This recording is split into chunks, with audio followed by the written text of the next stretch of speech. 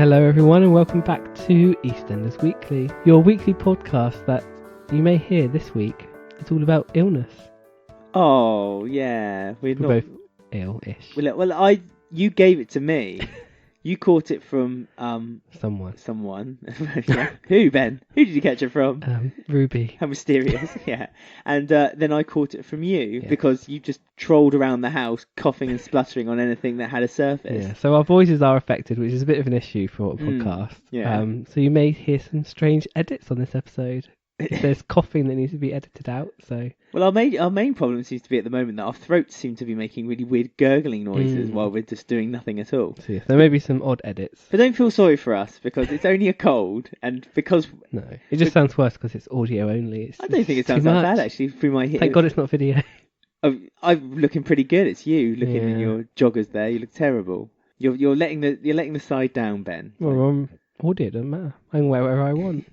Get away with audio, can you? I'll wear mixed pink dressing gown. You've got a face for audio. Yeah, and a voice for television. So, no, we're talking about EastEnders. Oh, of course Again. we are. We're still on EastEnders. And we'll be discussing the episodes that are broadcast between the 25th of February and the 1st of March. I'm Alex, by the way. You are, and I am Ben, the host. Apparently. So, first up, we've got like a mini... half storyline with the Ahmed sisters, which sort of rolls into the Ruby storyline. So we're going to be talking about that first, because they've got their big event at Walford East. Yeah, they finally... their promo night.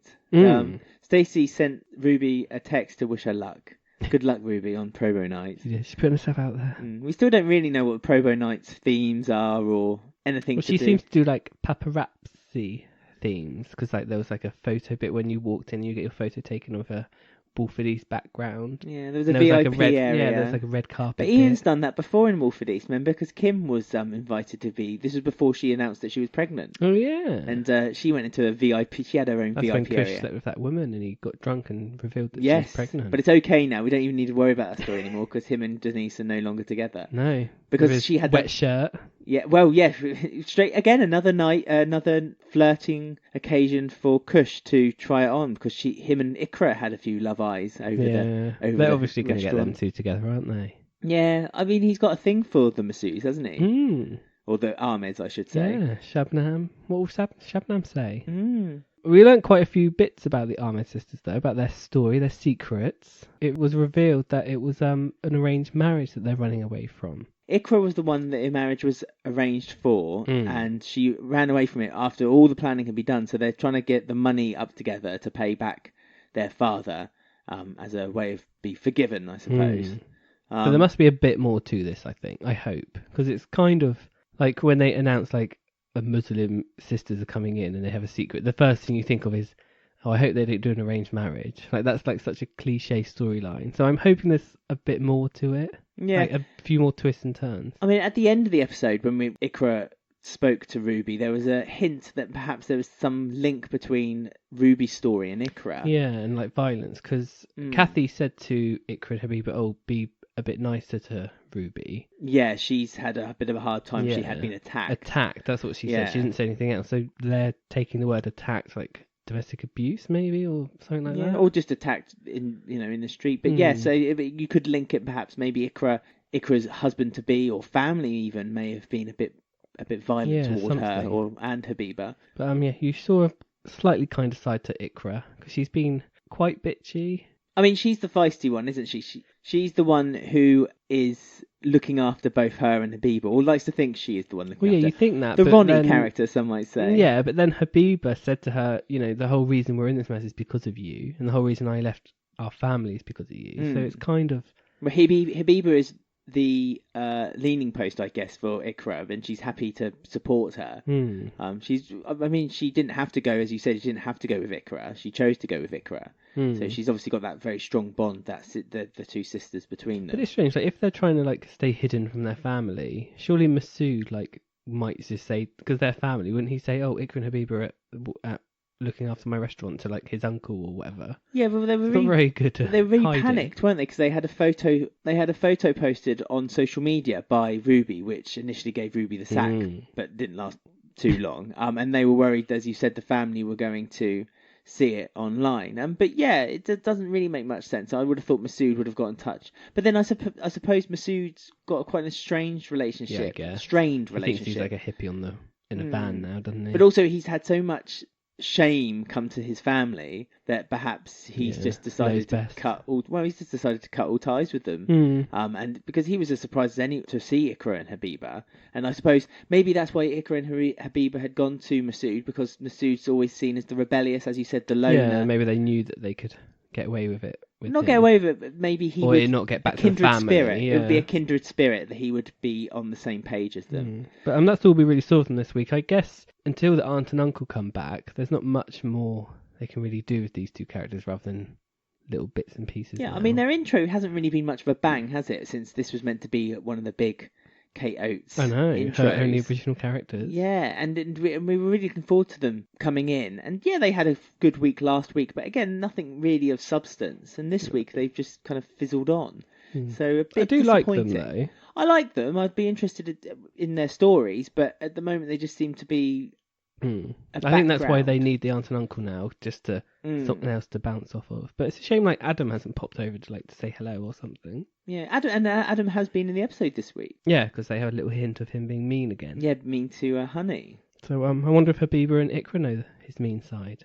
Like, there's loads of little things that we don't know. There's a secret there, isn't there? I think we said that last week. There's a secret there which could come out that Iqra and Habiba know about Adam. So yeah, there's more to them. It's just that they're not. You think that with a new original character, there'd be a bit more of a bang to introduce them. Yeah, I guess. Not but really. Slow and steady. It's good. Wins the race. They've introduced themselves to loads of characters. Like last week, they introduced to Bernadette, and this week they had a little bit with Karen, showing a bit of a softer, nice side. So they had a great scene with Kathy. Yeah, we have to talk about drunk Kathy before we move on. she got wrecked. I don't think I've ever seen Kathy that drunk before, ever. No, I mean she let down she all can't her hold inhibitions. Her drink anymore, can she? Well, I don't think she. Coming up to 70. Cares, to be honest with you. She just wanted to let it all go. And she told him about Bobby being a killer. But you sometimes you just got to get over it. Yeah, it's just one of those things, isn't it? She said she was the managing director or something of the restaurant. Yeah. And it was funny that Iqra and Habiba thought like whatever money they made, they were just going to keep as well. That was odd too. Doesn't work. Yeah, because they knew they were a partnership with Ian Beale. So yeah, that made really little sense. It's very funny. And like, who's cooking? Like, she made a Beale burger. How does Iqra know how to make a Beale burger? But they're running. Well, I suppose it's a burger, isn't it? I don't know if there's much more art to it than that. Had onion ring on it. Had a bit of like triple bacon. Had loads of things in it. She goes, "Here's the Beale burger." It's like, how do you know what a Beale burger is, Iqra? Did she get the recipe from Kath? I doubt it. She's probably just bought it from 3663 and bloomin' got it frozen in bags just to send to the freezer. So carrying on from the storyline is obviously during the event, Ruby took a real big. Speaking of twists and turns that we're hoping that Kate Oates brings to this is a big twist and turn that Ruby got like arrested during her event. Yeah, really surprised by this. I was really impressed. It's good though. The way this storyline is taken is really interesting. Coming from me, who wanted her axed before she even arrived, it's like one of the best storylines at the moment, I think. It's being handled really well. I mean, to begin with, it was just being rushed. It was going to be another Shaquille story. It was just going to be pushed. And well, it was a bit like we've said before, it's like a public announcement storyline. Yeah. Like, it didn't really have any depth to it. But now they've shown all these different sides to it because someone's accused her of sexual assault. Yeah, that's right. So there's a different side to the story now that someone is accusing Ruby of the same crime Ruby has accused someone else of. And I mean, his point is as valid as hers, really, because he felt that she had pressured him to be in a coupling with her, not just have a sexual relationship. It was a sexual relationship, but it was a full relationship as well. And he felt like he was in trouble and he'd be fired from the job with her if he didn't.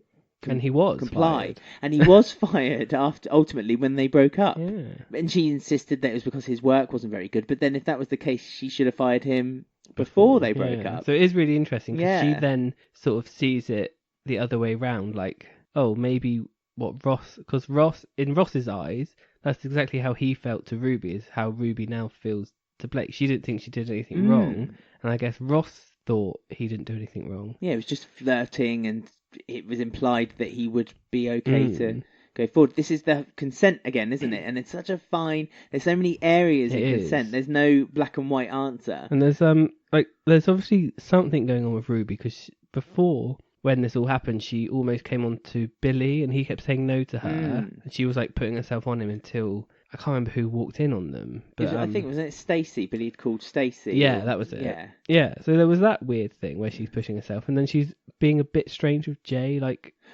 he called out to her, and she walked past him and ignored him. And then the next day he said, "I called out to you." She said, "No, you didn't." Yeah. It's like, but he did. So I don't know what. And you would have missed that. But then I suppose Ruby is always in her own thoughts, isn't she? Ruby's still... I mean, the centre of the universe in Ruby's head is herself still, isn't it? I mean, not to be horrible to Ruby, but she is quite a self-contained person. You just wonder, like, what... Maybe they're going to look into how her upbringing with, like, her father and the other sister was, like, the favourite, and Ruby was always second, like...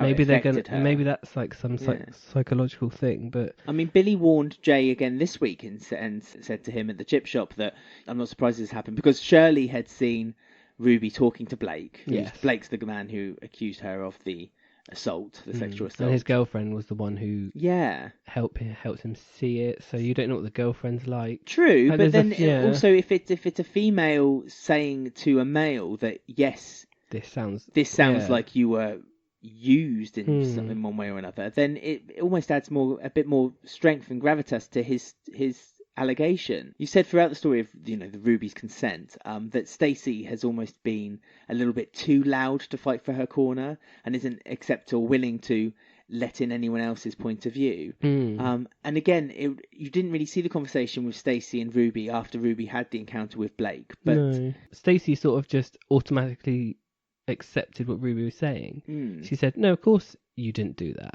But then when it was the other way round, when it was Ruby saying Ross did this, she was like, "Yeah, of course he did do it." Yeah. So that was interesting. It's a bit of a shame they haven't like got Martin's opinion on it. There was a scene with Martin. Yeah, but he was like being overly nice to Ruby, like a mate. Yeah, I hope. Well, he nothing kind of, more. Yeah, well, hopefully he kind of made out that he supported Ruby and that he felt a bit sorry for her, I guess, and that this new allegation that's come forward has hit her hard and she needs to reassess her own thoughts and feelings. So again, Martin was quite right to really mention that. I mean, sorry to quickly touch on something you just said about Martin and Ruby only being friends, but I noticed that they seem to be making a big deal of Stacey and Martin being very happy together again. And it's obvious that seems to be something that they're now... I hope not. But obviously, we know Lacey Turner's pregnant, so she needs to leave for like 8 months to a year. So I hope they don't break them up, Martin and Stacey, and he gets with Ruby. But I think Ruby made the right decision by telling Jay that her head's too messed up and she's not ready for a relationship because she has. No, Jay told Ruby that. No, Ruby said, "I'm too messed up. I'm not ready for a relationship." That's what she said to him outside the Vic, and that was the last thing we saw of them. So I think she knows that. I thought Jay said to her that he split with her because that's what caused Ruby then to go home and phone the police and drop the allegations against. But that's when they met Ross. In the cafe and he had the flowers, and then they were outside and she said, "My head's way too messed up. I'm not ready for a relationship." But then Jay said, "Well, why? Because you were happy before." And then Ruby was like, "Well, what are you saying?" And then Jay said to Ruby that you're blowing hot and cold. One minute you want to be together with me, next minute you don't. And perhaps I feel like you're pushing me away and don't know what you want. So I think Jay ultimately was the one who said to Ruby, yeah. Oh, you see? There's even blurred lines here. Yeah, you see. Who ended it with who? Yeah, I do. I think that Jay ultimately was the one who ended it. Okay, I saw it that Ruby did, so that's weird. No. Well, there you go. So that's it. Everything in life. So many grey areas. It's too tricky. But I think it's right for her to have like a break on her love life because this is all a bit much. And she was going to drop the case with Ross, but then the woman in charge of the case, like the social services, kind of social worker, wasn't it? She did one of those stories that we. I mean, social workers. I suppose the only way you get the job as a social worker nowadays is if you have some kind of relation to the department you want to be part of. Yeah, I mean, it happened with Hayley only a few months ago with that social worker. Because she lived through it too, and so this social worker said that she had been attacked. Quickly touching upon, I found it interesting that the social worker said to Ruby, you deserve to put this forward and you should keep it forward. But then like Blake has dropped the charges, so is his like social worker coming to tell him and say no, you should carry on with this. Like, he's do got you know a what I story. mean? He's got a story. I remember working in an office once. Yeah, This so, woman like, approached me. It's kind of like pushed aside, like, oh, Blake's dropped his charges, but that's okay, but you shouldn't drop your charges. No, I know, that annoyed me too, because as I said earlier, alluded to earlier, Blake's allegation is just as valid as Ruby's to Blake and Blake's girlfriend, and maybe people who he put it forward to. So it seemed like, oh, this is a victory for Ruby, but it's a bit shallow. What about Blake? What about Blake? We only met him once. I think we should do a little section about Blake soon. It might come back up. There's so many. Obviously, Kate Oates has taken the story and twisted it and added loads of twists and turns, which is great, which we love, and things we don't see coming and they're not announced. So yeah, I'm sure he'll come back into it. Or I mean, it was a wonderful surprise, this, because none of us knew it was building up to it either. There was no spoilers for this. They even showed CCTV of her being interviewed in the police room. Oh, that was fun. Who knew it was going to happen? but the fact that because when the police were knocking on the door at the beginning of the week, you just thought, oh, it had something to do with the case, and then this whole new can of worms, new thread. So it is exciting. It's become like one of the top storylines of the week for me. So. There you go. What a turnaround. Yeah, who'd have thought it? So next up, we have got another part in Julia's legacy. So enjoy.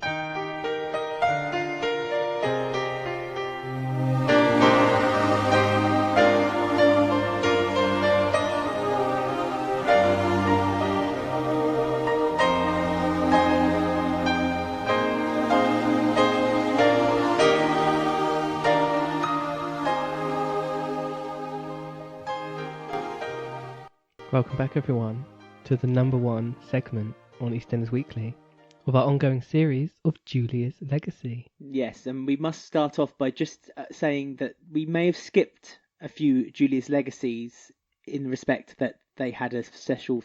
Someone made a comment. Yeah, they had a special themed ending, but that doesn't mean we won't go back to it for a special episode. We have said this. Oh, we're not forgetting Peggy, and we're not forgetting Pat. No, don't worry. And we're not forgetting Emily Sanday's exit on the 2015 live week. Not forgetting that. Emily Sanday? Well, her song was used. That's all right. That's why it's not counted. You baffled me for a second, and I genuinely thought the singer-songwriter Emily Sanday was a character. No. But we're doing it. We're an ongoing series where we're looking at every single episode that is used a Julia's theme. So this week it's 4 exits, and one of these exits we've already discussed, so that's interesting. Charlie Slater. We've probably... He was on a train last time. when he almost got the doors closed in his face. Yeah. They've all got a kind of common link as well, because the first Julia's Legacy, almost starts stories that all end by the time the last of these 4. Like all of the episodes we watched had the same sort of stories going through them. The story arc basically went all Shabnam the way. And Kush. Yeah, and also Dino and the rape and Roxy, story. Yeah. But also Dino and Shabnam. So it was all that was obviously their stories. It's very well written, you see. It goes through the whole year. Dominic Treadwell Collins years. That's right. So the first one is the 22nd of May 2015, very current, and this is Kat and Alfie are leaving. Oh no! Not going to see them ever again. I know. I must remember though to go to the DVLA website and see if the number plate A15ALF is available, because I'm sure I've not seen it on any other vehicle recently. No. So yeah, we said goodbye to Kat and Alfie. It kind of has been taken away because we know obviously they returned last year. So it kind of took some of the magic away. And there's so many plot holes from the episode from now.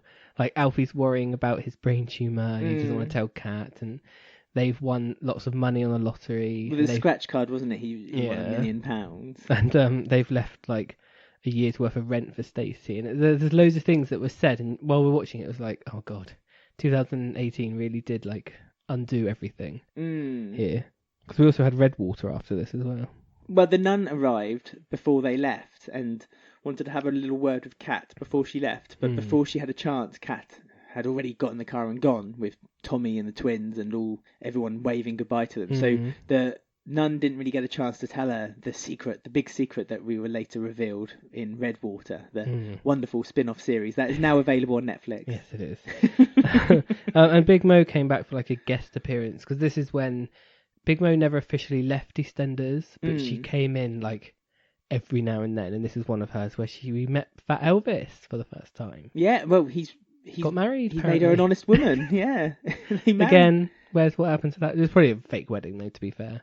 I don't think they really need to write around that, do they? Probably for tax purposes. But that was nice meeting Fat Elvis after all these years. Yeah, it's nice to put a face to a name. But yeah, it was an okay episode. But like I say, because of 2018, it kind of ruins any Alfie and Cat magic for me. But also, not just 2018. Later on, when we do the third of the lineup, it also ruins any Cat. Yeah, and Alfie's back. Yeah, so it undoes any stories that we've learnt here in the next 8 months. So 8 months from this episode, the 22nd of May, they're back again. They're back again.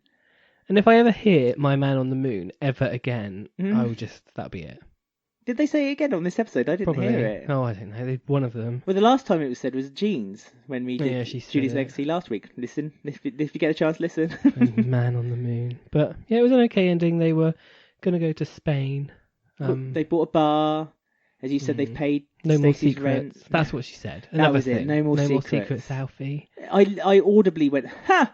As soon as she said that. I was like, oh, for goodness sake. Because she says, actually, this week on EastEnders, Kat said to Jean, no more secrets. Yeah, those slaters. Yeah. Got a lot to answer for. But yeah, Kat is number one running of Julia's themes, isn't she? She's always there. Man, she seems to have been in every single one since the 2000s. She comes in, takes the theme and goes again, doesn't she? She does. She gets her paycheck's worth. The other stories, as we mentioned, this is the beginning of when we found out that Shabnam had a daughter with Dino, and she had given it away, but she was still lying to Dino, saying that her daughter had died. Yeah. So it all makes sense, because as we talk about the other themes later on, it's discussed. Well, the story has progressed, and more the story has opened up. And also, Dino had been accused of the rape by this point. Yeah, but not Roxy Linda. Yeah. Yeah. And Stacey had slept with Kush as well by this point too. Yes. So Kush is up against the fridge, I remember that. Hot. So Kush is kind of looking a bit shady around the square, not really, because that was the night before that it had happened, because he had a falling out with Shabnam. That's right. All that's irrelevant, because you know what? Cat and Alfie are leaving to Spain to start their whole new wonderful life. Iconic characters never to be seen again. So the 2nd of October 2015 is the next one, and we're saying goodbye to Carol Jackson.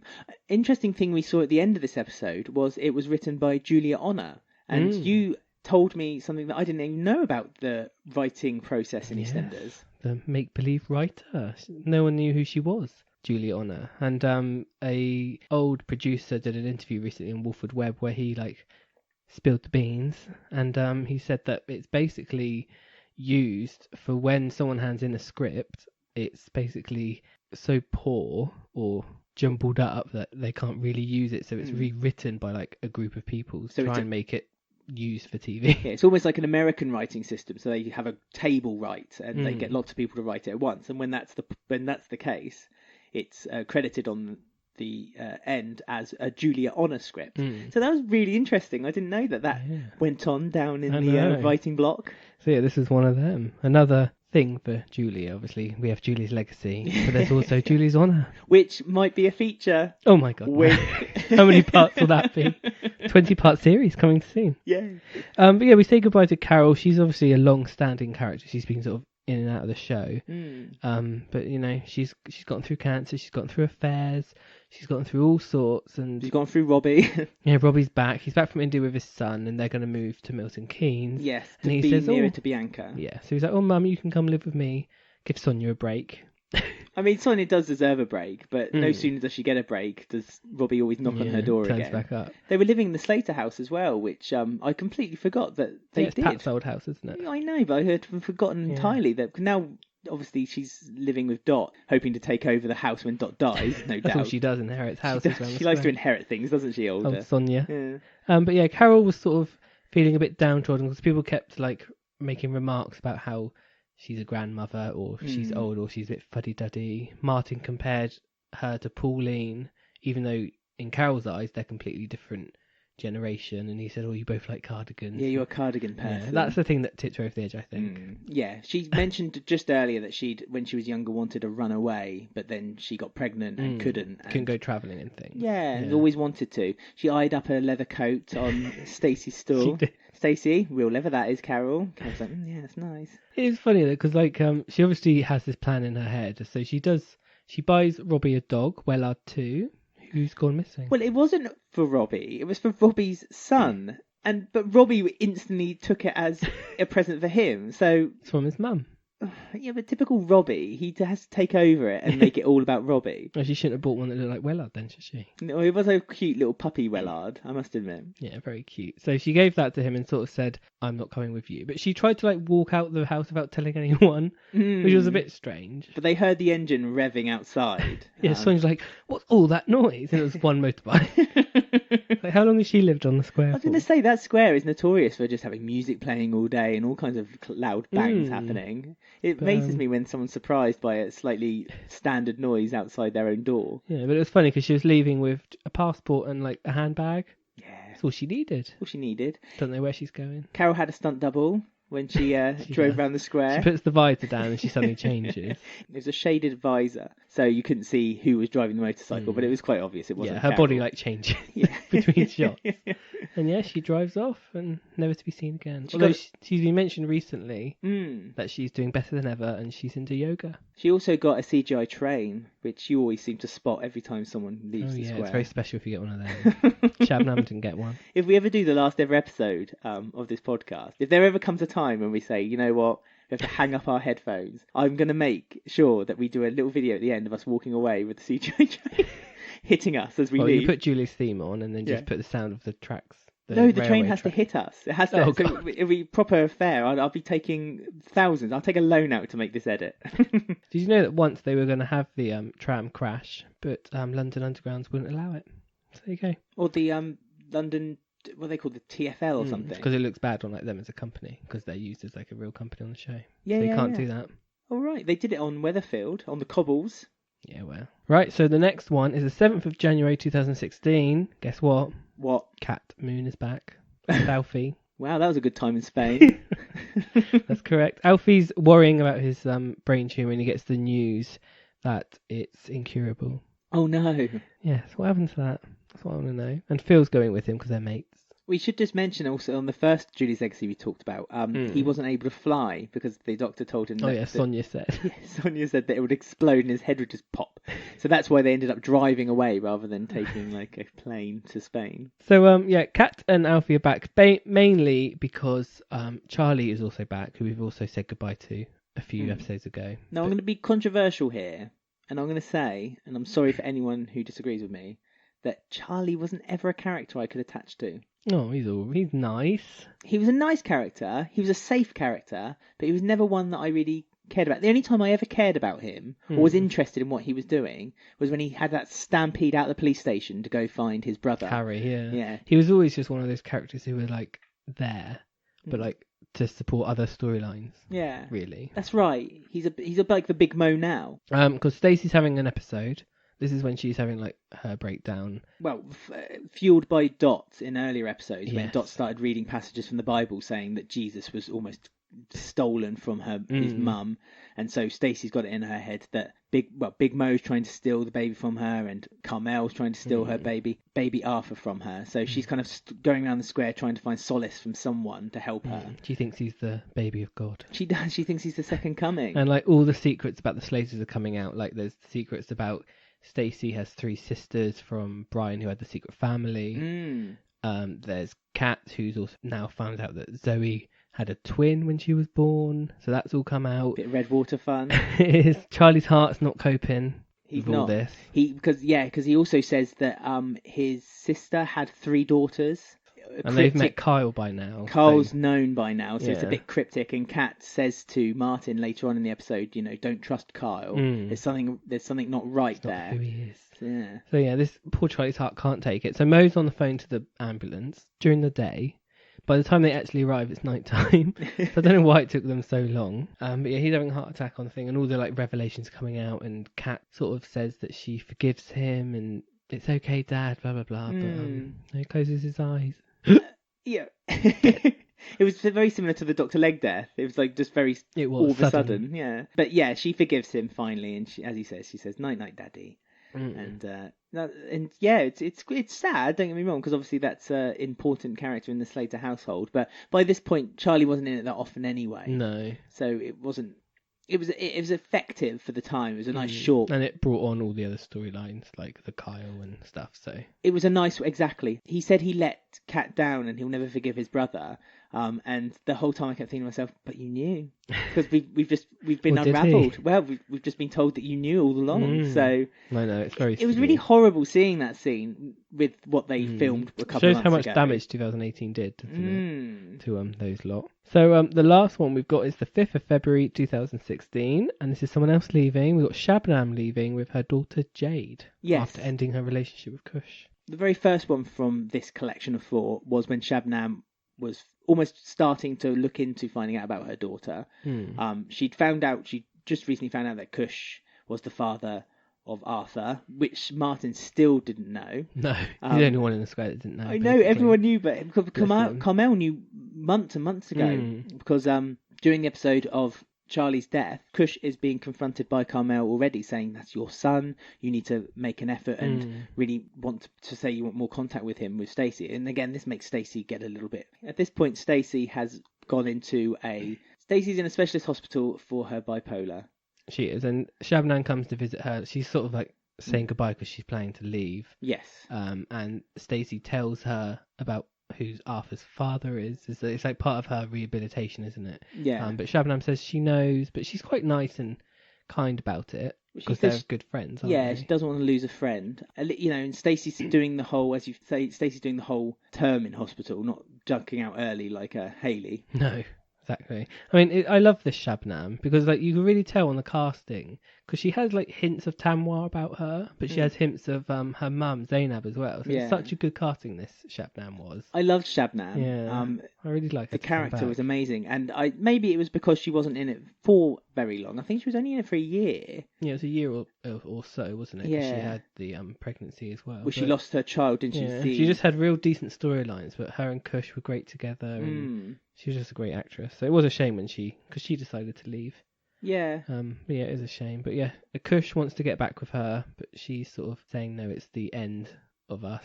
Well, she feels like a bit of guilt that she can't give Kush what he wants, which is a child, and so she's still blaming herself for the fact that she miscarried her child ultimately. Yeah. But she plants a tree in the middle of the square, which she invites all of her family to witness and watch, and Kush watches from a distance to this ceremony that she's for respect, really. Respectful. Yeah, and Shirley and Buster are looking after Jade at this point, but Shirley has a moment of no, Jade needs to be with her mum. Yeah, a moment of clarity. So she phones a social worker in, like, it all gets sorted in about half an hour somehow. That's how it works. Yeah, it's like, no, it's all sorted. She's yours now. You're the mum. You're stable. But yeah, it's a nice exit. She sort of leaves with her head held high. She's sorted all the problems out, and she's just off with her daughter to start a new life. 2 bus rides away. Yeah, when Shirley says that she'll visit all the time, she'll see school holidays and Christmas and Easter. Not once. No, I mentioned her once. No, and I mean, and that would have been such a good excuse as well for any time when Shirley, because Shirley had a holiday, didn't she, in 2018, and wasn't it explained away that she went somewhere, like to see a friend? Yeah. It was just like really explained. But I'm not sure if since then they've mentioned that Shabnam has moved somewhere, because I doubt they would have kept her off screen like 2 stops away. Because it doesn't really make sense. But it wasn't that far, is it really? So no. I imagine she must have moved somewhere.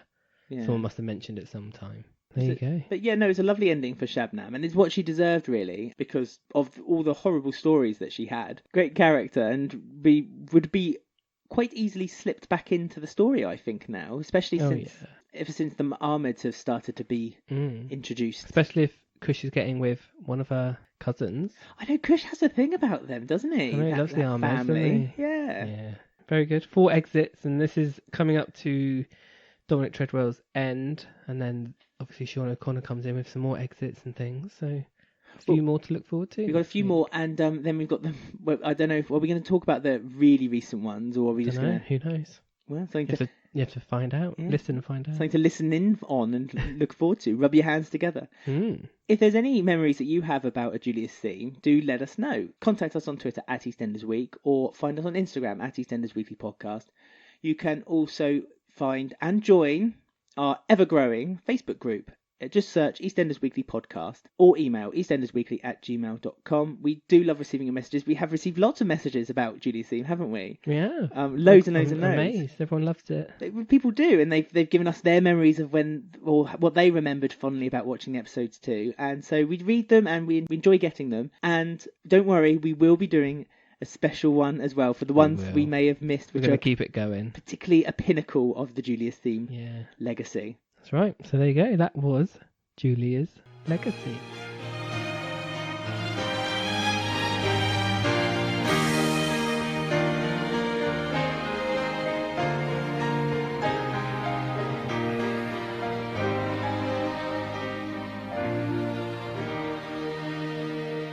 I just can't get over saying all these goodbyes recently. It's too much. It's been hard, hasn't it? It's too emotional. My hanky is sodden with water. Hankies are disgusting, by the way. I don't agree with them. No, well, no, you don't. That's why you've been coughing and sneezing around the house all bloomin' week. Our next storyline that we'll be discussing is Mitch and his many skills. He's a builder. Yep. He can empty drains and he can cut hair. Look after child. Semi-successful. Not his best job. No. Football coach. Oh yeah, that's been forgotten. What happened to all that? I know, we all thought that was going to be I am glad, because it was the worst thing I've ever seen. But we did think that was going to be a full-on story. I did say that woman would never appear again, didn't I? Yeah. Whatever her name is. I mean, what's going to happen to Mick's football coach training that was a week's worth of story? Well, he's left now for like 3 months, so... Oh yeah, so that's just been completely... Yeah, no one wants that. Kate...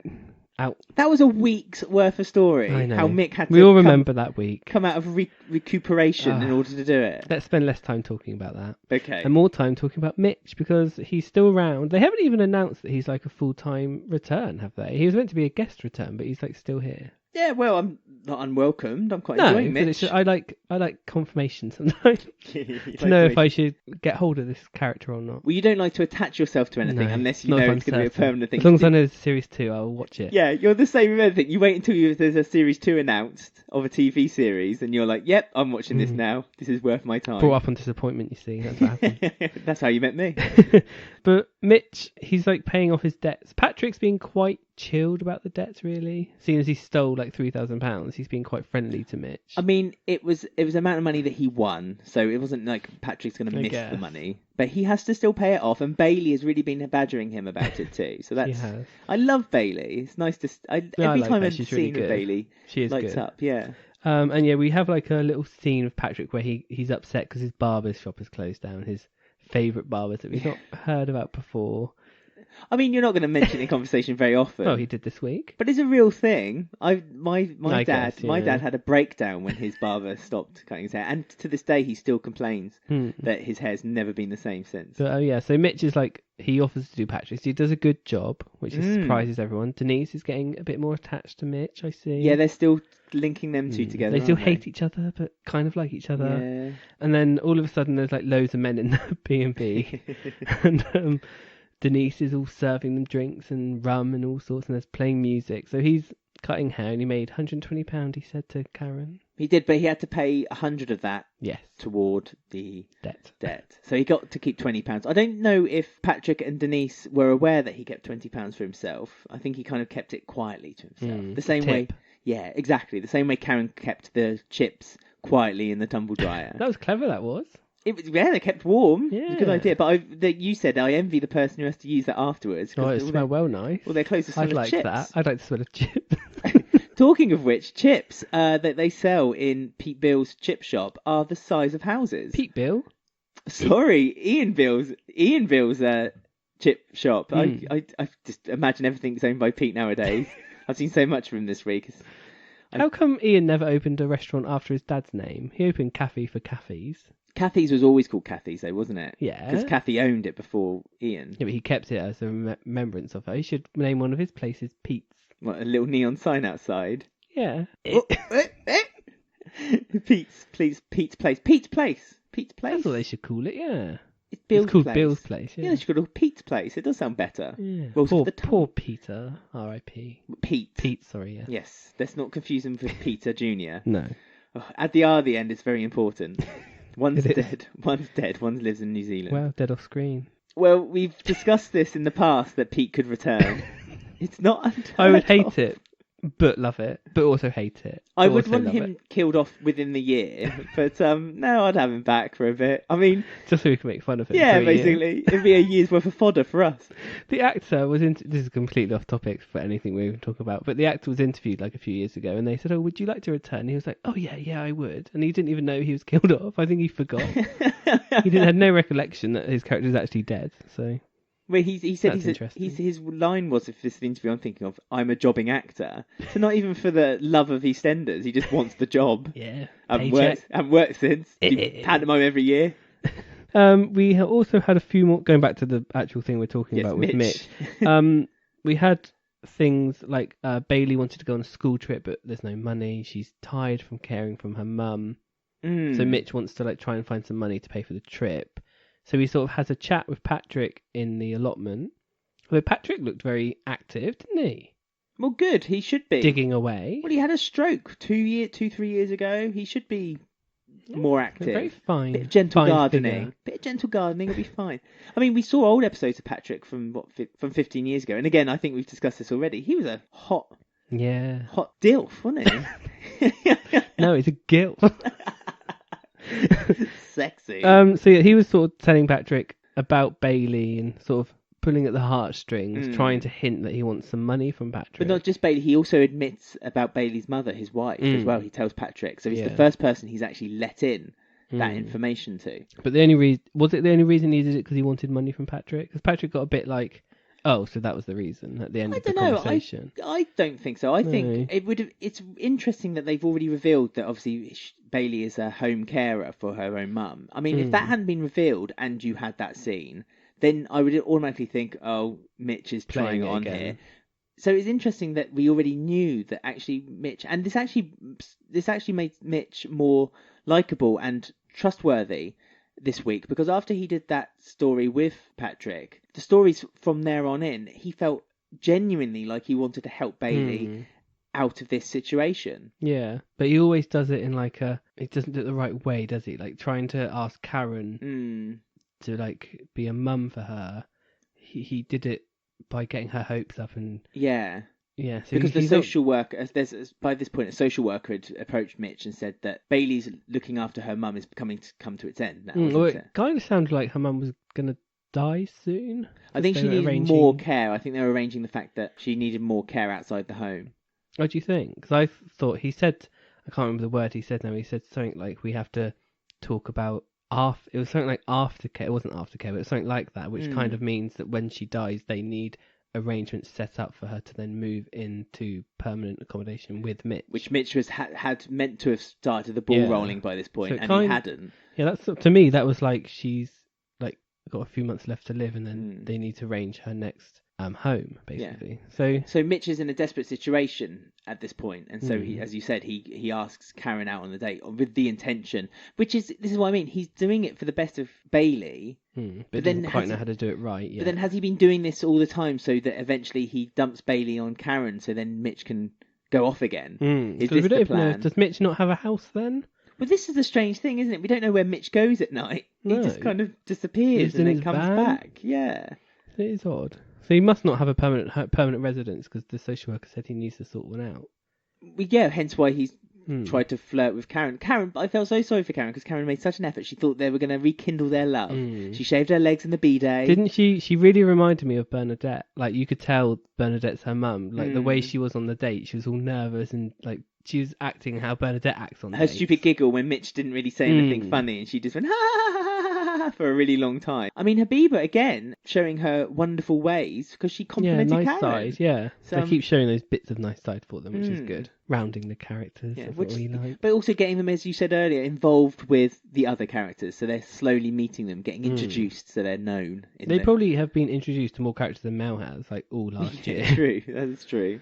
But yeah, so Karen sort of thought she was on this date and it was like about her and about them, but he says to her that he wants her to be a mum for Bailey, and then he tells her like his ex-wife is dying. Only after Karen had stormed out and she'd left. And then he admits, he says, the reason I'm doing all this is because I'm running out of time. And Karen basically says, no, I've looked after my kids on my own. You have to do it yourself. You have to do this on your own. Yeah, which is quite strong of her, really.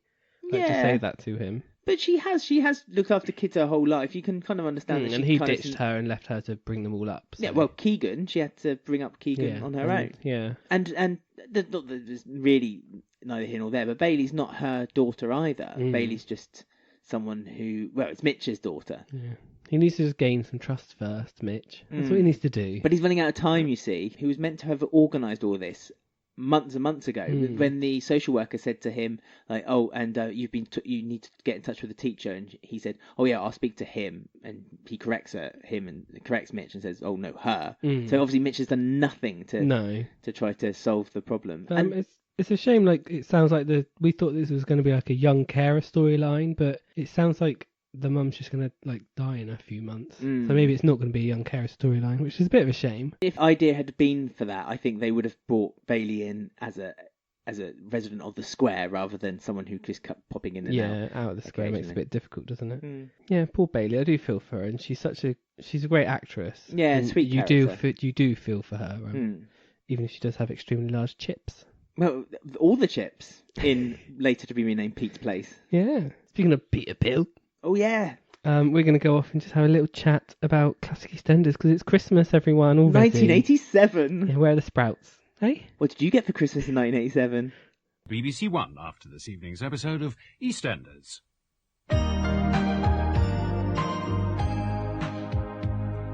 Well, Merry Christmas. Merry Christmas, Ben. Do you want to pull my cracker? It's come round so fast. I know. It was like it was only a couple of months ago. So, yeah, Christmas week. In 1987. Yes. No sprout. I love that scene where the Dot, Lou and Ethel suddenly realised there was no sprout. Yeah, they forgot to cook the sprouts. That was so funny. And Ian got really wound up because he had peeled and cooked all those sprouts. Well, it's a Bill tradition, as we know. I mean, I was looking for that tradition throughout the episodes leading up to Christmas, and there was no preparation of vegetables 1 week before. Well, Arthur was doing the decorations, so maybe he did it after that. Yeah, or maybe Lou was doing it in her bedroom. She was doing a lot in her bedroom. She always scolds. No, Lou was showing off to Ethel about the number of Christmas cards she got. So funny. Yeah. I got one from Debbie, did you? Oh, no. Talking of Debbie. Oh, no, expecting her first. Ugh. So, if she's stuck with that horrible policeman now, then, that's it. If Debbie was to return, she's got children with them, they can make a whole family out of them. Yeah. Just in case you're thinking. Well, no, take the police officer's name. No, he's dead. I don't want him back. Oh, what, so she reverted back to her... Oh, yeah, she's modern, remember? She went to her girl power phase. I mean, I bet she really encouraged her daughters to love the Spice Girls back in the mid-90s when they grown up. That's assuming they are daughters that she's giving birth to. Yeah, who knows? We'll never know, I'm afraid. No. Annie was unfortunately in a car crash. Yeah, that was really random. Yeah, because Mary didn't want Annie to go up north to see for obvious reasons, because she may not come back. Well, exactly. And so the dad kidnapped Annie whilst drunk and then drove the car into a mailbox on the square. God knows. The sound effect was hilarious. Well, you didn't actually see the accident, you just heard the accident. No budget for that. No. Do you remember in the 80s when you used to be able to get a sound effects, a BBC sound effects record? You'd find them in charity shops today, and they had all the different sound effects. BBC have released them recently online, every single sound effect from the They BBC. have, haven't they, in their archive site, yeah. We should use the car one. Oh, my goodness. One day. Baby Annie's okay, and the dad's okay. She's having a whale of a time in the hospital. They seem to celebrate more at the hospital than they do on the square. They had a choir there, they were giving out presents. They had a man dressed up in a bear suit, which I found really disturbing. And Mary's horrible mum came. Oh, yeah. So horrible, isn't she? Insisting that they then go up north, even though Annie's just been cleared of being okay, not having any brain injuries. It's like, come on then, let's get in the car and go up north. Like, no. Yeah. So good for Mary. She's sticking her ground. So at the Beals, because, Christmas at the Beals is always where it's at. There's like a gas leak that only the women could smell for some reason. Yeah. Only Kathy and Pauline could smell the gas leak. So they couldn't make Christmas dinner at Lou's, which might upset Lou a lot. Could be my last Christmas. She kept saying that, didn't she? Yeah, I'm not leaving here. And so Pauline... And it is her last Christmas. No, don't spoil it for everyone. Not everyone knows this. Okay. I'm sure they do. No, they don't. Some people are watching Classic with fresh eyes. And... it could be Lou's last Christmas. Well, you've said it now, so saying it now differently isn't going to help anyone's cause. Pauline tells Lou that she either comes to the Beals' house, or she gets nothing. and not happy with that. No, standing up to Lou. Yeah, I know. Very brave for Pauline.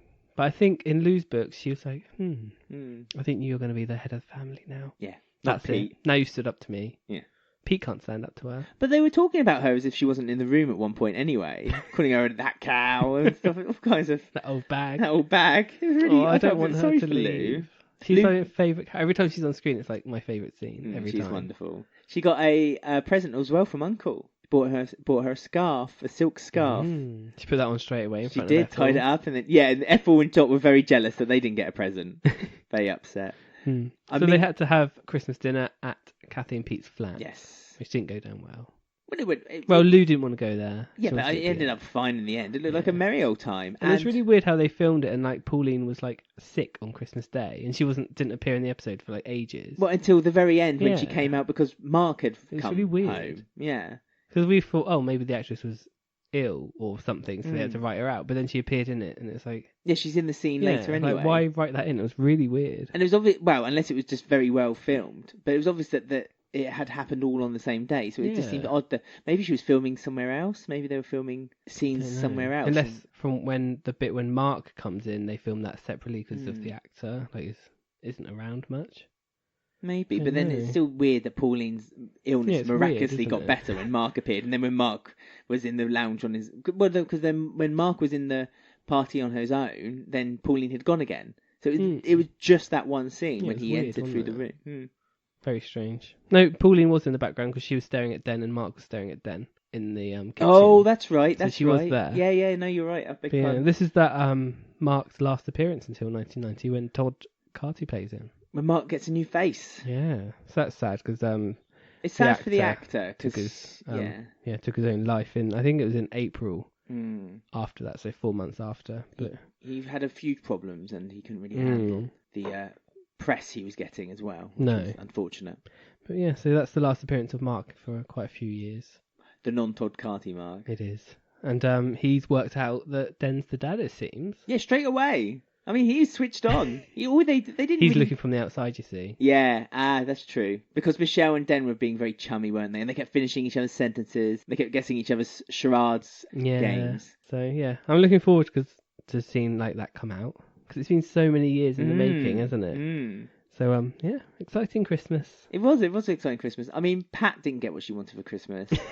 She didn't get her lay from Den. A total slag. It was a total slag. She was proper trying it on all day. I felt a bit sorry for Pat in the end. It's so funny. But thankfully she didn't get it because obviously Angie is very upset that Pat admitted as well to Angie whilst drunk that she was trying it on with Den. She's not a very good friend, Pat. Like even to Peggy, she was horrible to Peggy like, a lot, wasn't it? It's funny. She slept with Frank when Peggy was with Frank at the time. Yeah.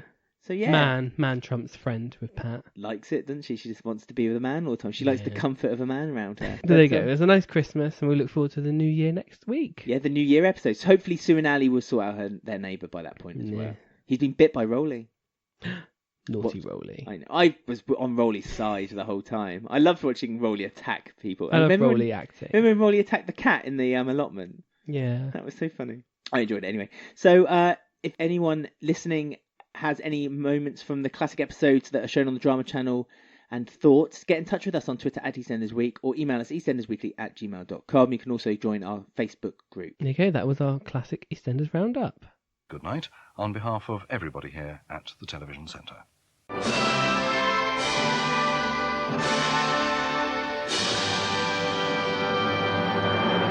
Well, it seems like there's another millionaire on the square now.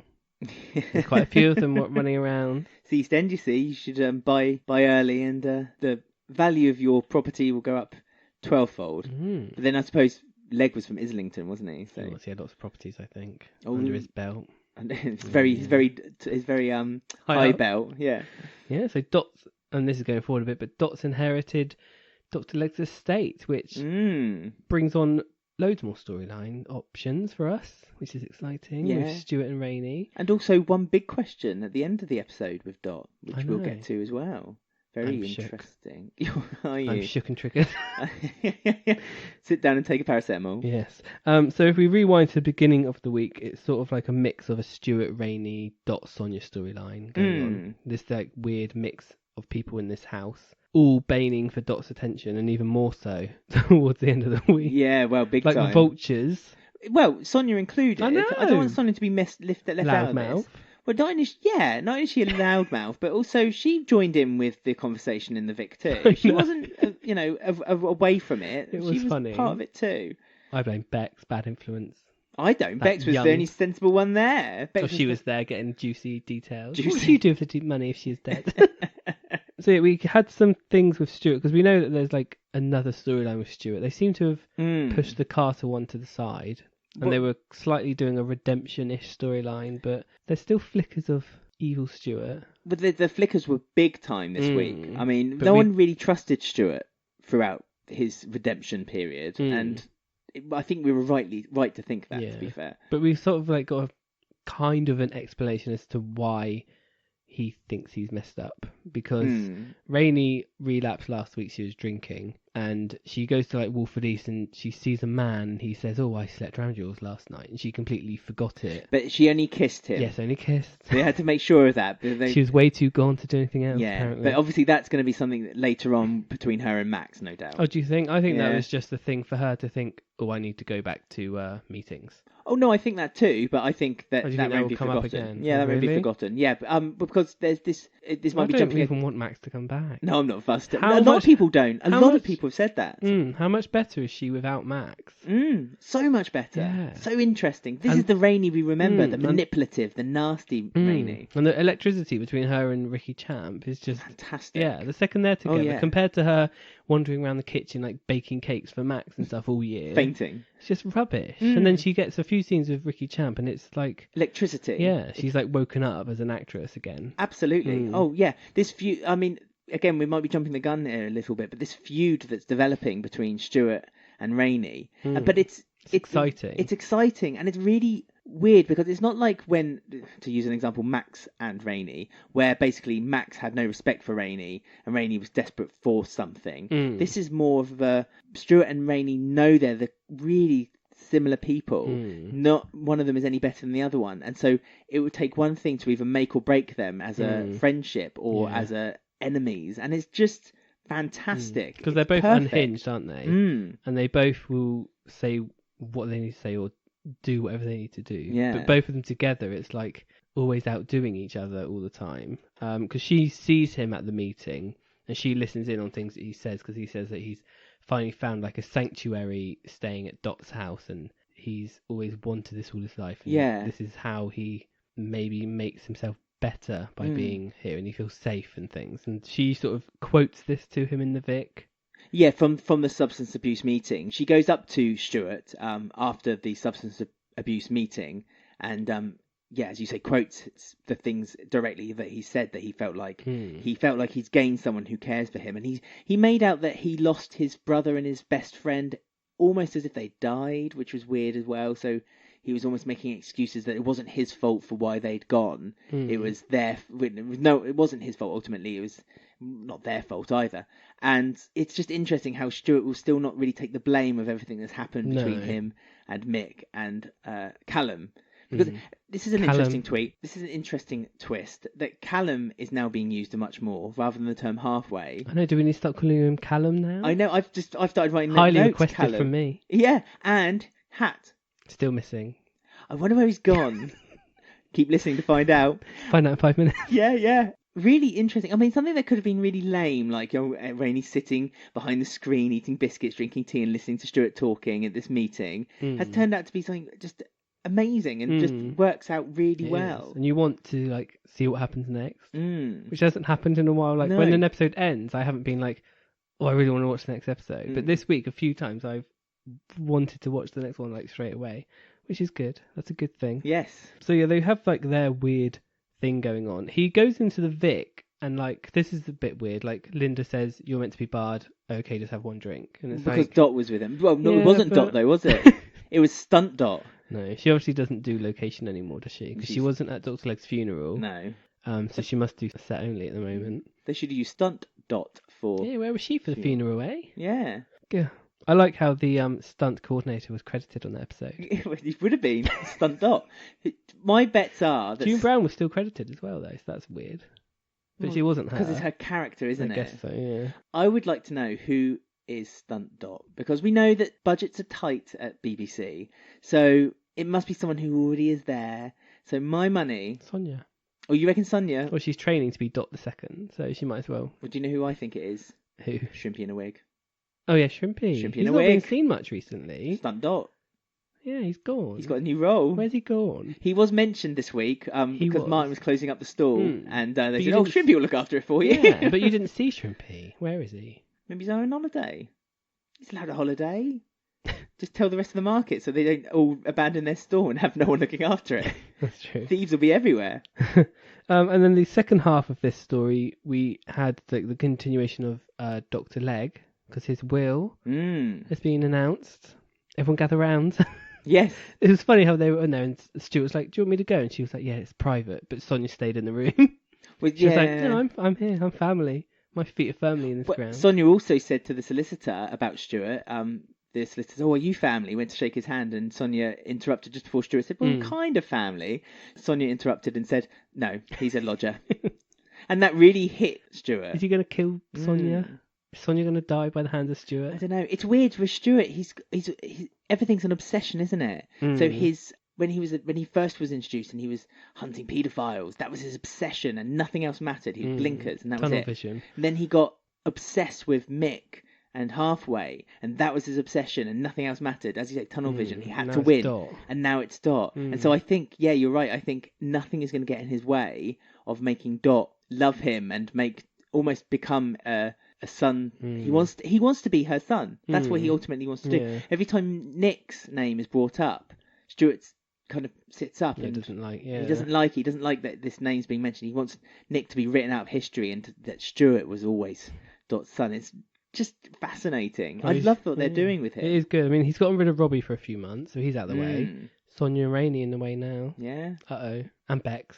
Although she's going to university, she might be safe. Yeah, she's got a few months yet, though. She can still... I mean, that'd be interesting, wouldn't it? If there was a few scenes where Bex is like getting prodded and bullied. Because we know Bex is a bit weak. Bex isn't one to stand up for herself. No. Especially if she has a guitar stepped on, then that's the end of Bex. I don't want Sonia to die. That sounds like a weird sentence to say. But, you know, Stuart's a bit unhinged. And I think Rainey's a bit of a challenge. But I don't know how much of a challenge Sonia will be for him. I do think... Will he break her down mentally, Sonia?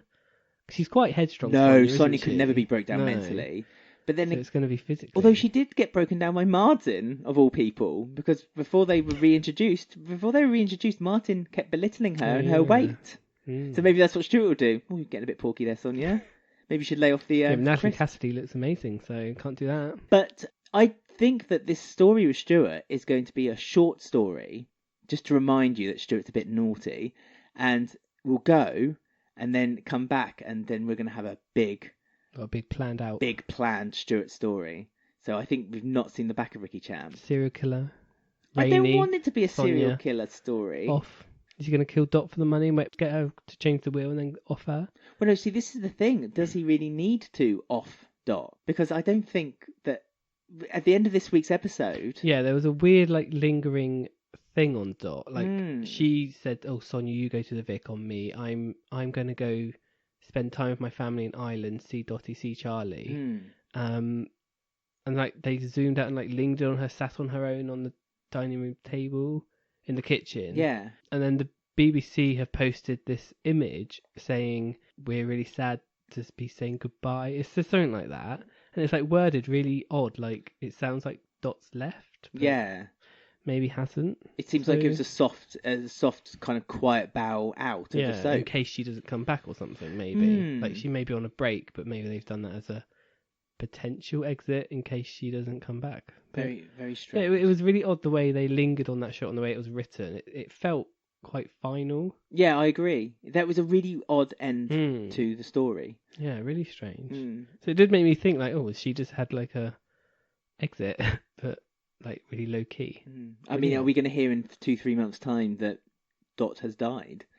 You know, we're just going to get that. Oh, Charlie's just. Oh, I doubt they did. I don't think they do that. I think if she was going to die off screen, they would wait until June Brown passes away and then do a bit like what they did with Frank. But whether they announce in a few months that June is on a break, and then she just doesn't come back. Maybe. I mean, it would be one hell of a double hitter if they got rid of Dot and Dr. Legg in the same year, as in they died. So I suppose that might be why they're kind of reining it in a little bit. Yeah. But I don't know. I don't think there's long for Dot. Yeah, I mean, she's obviously struggling because they're using stunt doubles and they can't do any location filming. Yeah. And she had about, 6 or 7 months off last year. She's come back for this one Dr. Legg storyline, which they filmed last summer, most of that. And then there's these bits. Now it seems like she's left again. So, yeah, it's a bit sad. Interesting. But it was just interesting the way they ended that shot on her. And it seemed really, like, final how she was, like, saying, oh, have drinks on me and stuff. But if they are getting rid of Dot, where does that leave the Stuart storyline and Rainey and Stuart fighting for Dot's affections? I mean, it ended with, obviously, Stuart, Rainey and Sonia talking around the table, as we mentioned earlier, about how they would spend the money if they had inherited it. And Sonia wasn't, not partied to this conversation. Sonia was joining in too. And let's never forget that Sonia did take someone's inheritance. She's a killer queen. She really is.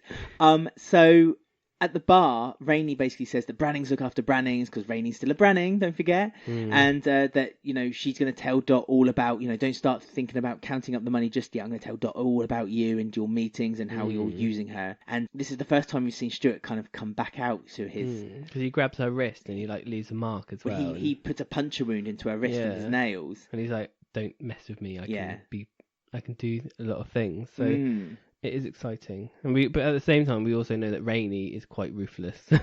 She is, which is why both her and Stuart would make a really interesting couple if they could work it out and maybe find an affection with one another. 'Cause she mentally messes with people, like how she did with Donna and got rid of Donna.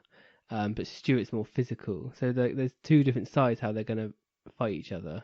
I mean, Stuart has got that mental side as well, as it were. But it's not as... No, as calculated. Calculated as Rainey's, no. Yeah, which is why if Rainey was to kind of be fine-tuned Stuart's plans, they would make. Don't you think they would just make an interesting? I was saying I'd rather see them as going off against each other rather than teaming up. No, I'd like them to be together, but still hate is very much a love-hate relationship, and you so rarely hear or see on soaps. Although I'm sure you guys that listening out there will correct me and give me examples, but I can't think straight away at the moment of where there's been a couple who are like bad, who are like serial killers. So you know what I mean? Though they're actively together working as serial killers. There's always just one individual. Yeah, one's bad and one's one's oblivious. Exactly. What if there was this couple who both knew they were doing it? But then there's you lose a motivation for them. What's their motivation if they're just a couple together to then go? Money or just the power? Yeah. Rainey likes the feeling of she's better than someone else. Hence why she's started this targeted approach towards Stuart now, because she feels that although they're on equal keels, that she feels that really she's cleaned up her act and Stuart still hasn't got to that level yet. So she's still looking down at him slightly. I don't know. I just think it would make a really interesting story. There's so many ways it can go, isn't there? So yeah, electric. Yeah, look, as you said, it's one of those. It's actually now becoming a bit of appointment viewing. This story, very interesting. Yes. So next up, we have a new game. Oh yeah, we may have spoilt it already for you. So hope you guys look forward to it. So I hope you enjoy it because it may be back. Let us know.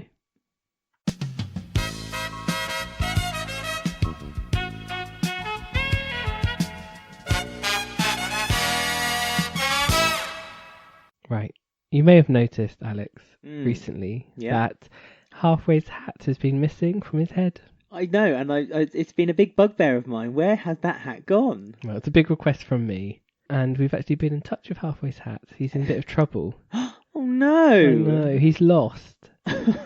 Goodness me! And really, he needs your help to find him because he doesn't know the square that well. No. So he's not really sure where he is. Well, he's only ever seen the places Halfway's been to, being on Halfway's head, obviously. So yeah, he's a bit lost and he needs your help to try and find him.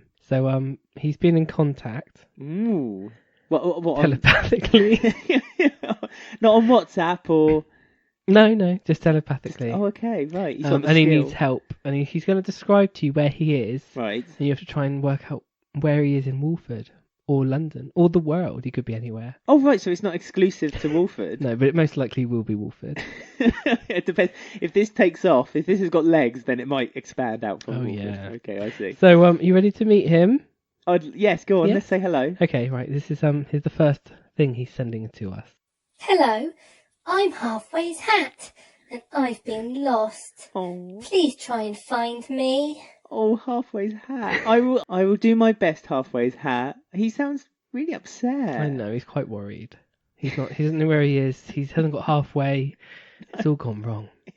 Right, so you ready to hear his first clue at where he may be? Okay, yeah, give us clue number one. He's using his senses, you see. Okay, So smell, taste, touch. right. So here we go. I can smell cigarette smoke.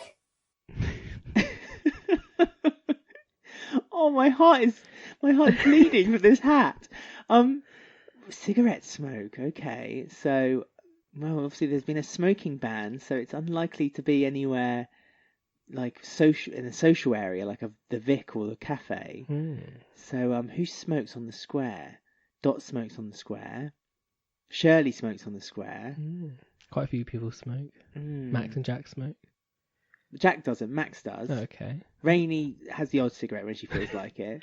Any first guesses I'm gonna guess. for maximum points? I am gonna guess that Halfway's Hat has somehow lost his way and found himself in Dot's house. Have to see. Right, we've got another clue. Okay. I can taste soap. Why is he eating soap? I can taste soap. Soap. Oh, that's... And this is in Walford. This one is Walford, I is it? assume, yes. I don't know. It could be anywhere. Soap. Okay, and smoke. Soap and smoke. Oh, I don't know. Well, he's got one more little clue for you for his senses. He's only got 3 senses. What's that? Being a hat. Go on then, give me his last clue.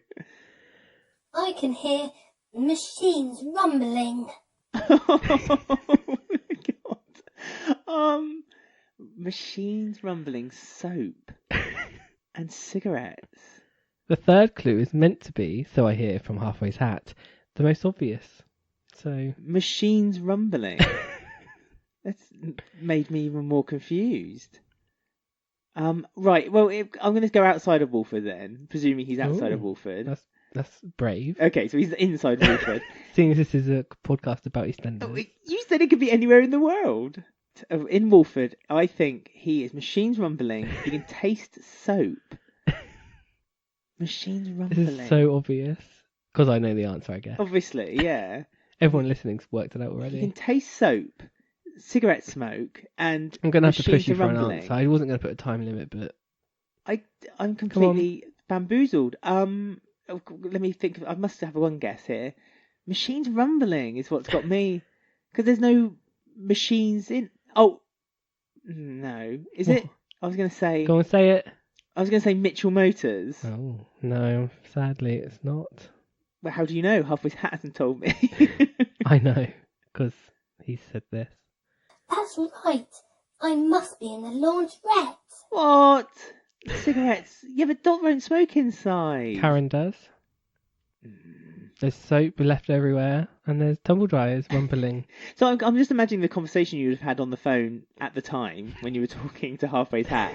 So you must have guessed it when you spoke to Halfway's Hat. Hence why you now know where Halfway's Hat that's is. why I'm toying with your emotions. But he's gone missing again. So would this mean that we're going to have to find Halfway's Hat again in the future? Possibly. We'll see what the reaction's like. Okay. I'd be interested to know if anyone else guessed it from those cryptic clues from that woolen hat. I think they would have. On Twitter at EastEnders Week. Get in touch with us or find our Facebook group. Just search EastEnders Weekly Podcast. Yes, let us know. I'm sure you found where this poor little Halfway's Hat is, so you broke his heart, Alex. Well, he couldn't be that upset because he's gone missing again. Well, we'll just have to try and search for Halfway's Hat another time.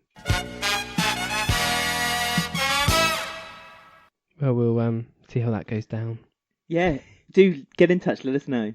Bless him, little hat. I know. I felt so, every time I heard that voice, it just flooded me with tears. That was the object. Speaking of flooding with tears, we got the emotional storyline of Jean Oh, I know. this week. Oh my goodness, just horrible, isn't it, that this is happening to Jean, and this is really confused and upset her. And she wants to just deal with it on her own, but that's not happening in the Slater house.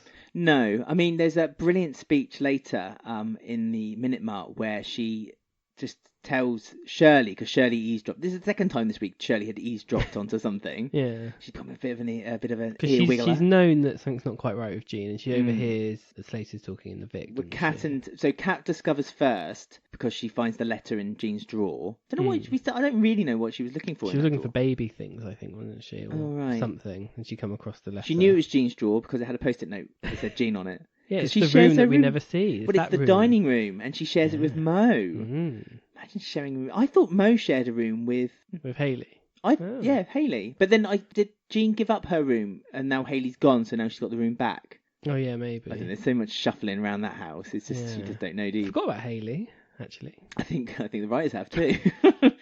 Sadly. Yeah. But that was some great scenes with Jessie Wallace and Jean. They're great together when they had the notes. Yeah. It just goes to show how great Stacey, Kat and Jean are when they're working together, and they have really decent material to work with. Because she found the letter and she finds out that Jean may have it, but Jean tried to lie and say, "Oh no, I've got it all clear." But well, Kat says none of this rings true. None of this rings true. So she insists that she needs to carry on going to the clinic and get it checked out. Jean continues to say she will, but underneath everyone knows that she won't. And Kat can't keep the secret to herself for much longer, so tells Stacey. I am glad that they just got it all out in one episode. Oh, I hate it when they keep secrets. Yeah, because it's silly anyway when people keep illnesses secret in soaps. I don't know why they keep doing it, but in one episode it all came out, so that's good. And it was quite early on in the storyline. Yeah. I mean, we learned really this week that the reason that Jean kept it a secret was because Jean wanted to tackle it herself. She didn't want to interfere with everyone else. She felt like everyone else had enough on their plate. To add Jean's troubles to it would be unfair, which is quite a nice selfless thing to do. But at the same time, Stacey quite rightly said to Jean that you need to survive this for your family, because your family are important and they'll want you to still be here when they're growing up. And it just still didn't kind of knock through to Jean's No, I don't know whether she just doesn't want to admit it, or I'm not quite sure I don't think she can't admit it. I think she's aware. I don't know if she's even scared. I think she just feels like everything's always had to be controlled for her. The fact she has to take pills to have her mental state controlled for her, and people always are looking after her. And she was starting to get a rhythm up that she was able to look after herself and starting to look after other people. And now and then this comes along and undoes all. This cancer has done it and taken it away from her. But we also had, once the secrets are out and they spoke to Jean, they were trying to arrange appointments for her. So I guess that control is what she feared. Yes, came true straight away, because she overhears Kat and Stacey discussing it in the kitchen, and Stacey's booking appointments for her. So I guess the thing that she was scared of losing her control, that happened, because she did lose her control straight away. But then she wasn't looking after. If she had looked after herself to begin with, so she was making these appointments and she was seeing the doctors. Yeah, and that's getting true. They wouldn't have had to. They wouldn't have had to do that part. I mean, Jean doesn't like that she needs her hand held, and as I was saying right at the beginning of this section, in the minute mark when she says this to Shirley, she says, "I want to be able to look after myself. I want to be able to treat myself. I want to be able to make my own decisions." But Jean can't. But she doesn't understand it. But because she's been able to help. I mean, she's had such a roller coaster the time she's returned. She's been able to help people out, but at the same time, she just can't accept it. It's almost going back to when Jean first was introduced, when she was living with Stacey in the council estate, and she would refuse to let anyone help her. She's almost reverted back to that because of this illness. And it's just it's a shame that she just can't see a way through it. No. I mean, one thing that surprised us is that the £50,000 storyline came back into play, which we thought they'd forgotten about. So Kat offers to pay for private healthcare to begin with. Well, Stacey didn't want to wait a week. No, I mean, that's NHS, blooming NHS, and more NHS bashing by EastEnders. I noticed, But then after they go to the appointment with Jean, and Stacey goes with her, and Jean goes off to have some time on her own, and that's when we find out that she's packed all her things and she's gone. So they're looking for her. They've reported her missing. And the policeman's like, well, it's not been that long. Yeah, I know the policeman. I mean, stereotype policeman number one for starter. He was the character. I mean, like the actor. It was just. Did they just put an audition, like an advert on, like in the stage, just to say we need a policeman or actor, and they literally found the most basic. Obvious one. Yeah, it's so funny. But so yeah, she's gone missing. You sort of saw her at the end, and she was in a caravan. So is she renting? Yeah, like a little holiday home. I was trying to work it out because she's staying with Aunt Babe. What's happening? Well, no, they burnt that caravan down. Oh yeah, she might have bought a new one since. Yeah, I mean, it'd be lovely to introduce Aunt Babe, but is this Sean's caravan? Because spoiler alert, Sean is being introduced real soon. No, and I doubt she would. No, I think doesn't Sean come back when he hears about the news? I think. No, she tells him. I think that's the story. Are you sure? Yeah, I think she finds him, and then she tells him. She looks quite lonely in that caravan. I don't think Sean was there. Well, it was a rainy night, wasn't it? And like she was watching TV. Was she watching TV? Because there was a lot of noise. Yeah, I she was watching TV and like eating a dinner off a tray Aww. on her own. Yeah, I don't know how long she's like going missing for, or where she is, or how she got this caravan. I guess she's just renting one. I guess she took her money with her, didn't she? In her personal, she has some money in her account from Ollie, didn't she? Like a few thousand. No, because she used that money to pay off the debt that they had for Mo. Oh, and she's not paid off. Was it the Irish lady? The Irish, yeah. She must have some money. Jean's quite sensible, isn't she? She must have a bit of money to rent a caravan for a bit. She made a point of saying that was her. I mean, she can't be that sensible. She threw her mobile phone in the Walford bin as well. The Walford don't want anyone to track her. She must be on her own. I mean, but that's quite a smart move if you think about it. I mean, Jean. I wouldn't have thought Jean would have thought that one through. Quite so calculated. I mean, that's a calculated move. You think that it took. She didn't want someone to follow her. Well, it took the rest of them. It took Martin prompt to remember that there's that Find My Phone app. Kiss on the lips to Mick for that. Mick, and but Jean had already thought it through. So, but it's a shame that this is happening to Jean. As we said last week, horrible storyline. Horrible story, but being played out brilliantly. Second good story. Yeah, really good. I just want to see more of it. So I hope she's not missing for too long and things happen. I don't mind a little bit of a rest from it to give it a week or two to breathe, actually, because it makes a bit more excitement and tension for when she returns. So this is one time when I'm okay with that, actually. Maybe she's in the caravan with Hayley. Maybe that's where Hayley's gone. She's run off. All the slates are going missing. Lots of free rooms now. They can rent one out.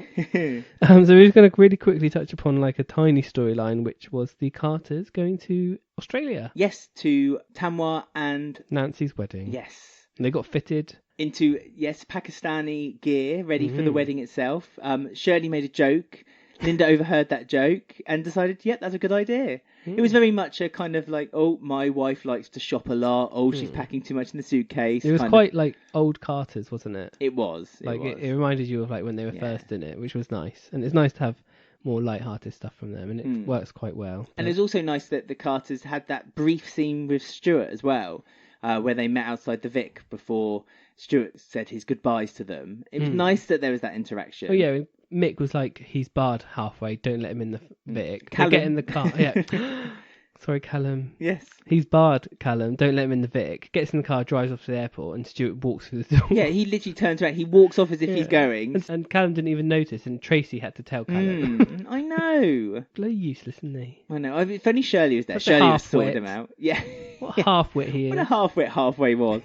Yeah. I mean, it's good that they're going away. Obviously, they're going to have I think this is the Mick. Well, Danny dies on a break because this is when like the panto scene. So many characters are gone.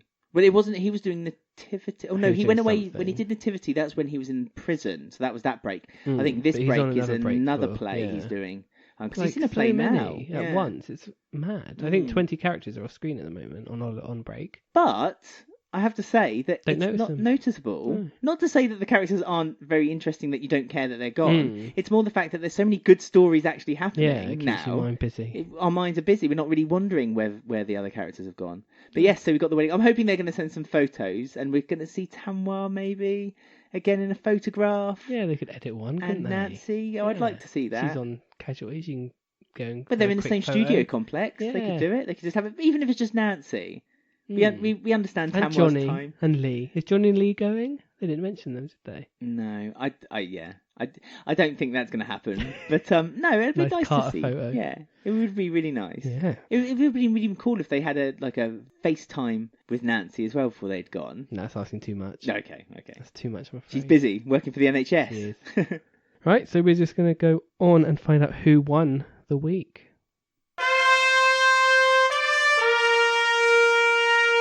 You know me, I ain't one to gossip.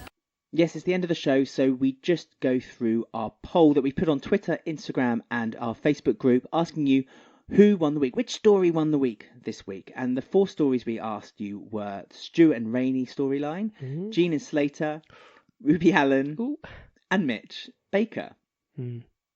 As always, thanks for voting. So, can you guess who the winner was? Who was the number 1 story? It's tough this week, actually. I mean, there's a couple, I'd say, which were the top. Yeah, that's why it's tough. Oh, okay. I'll go Jean, because it's heartbreaking. Yeah, Jean did win, with over half the vote.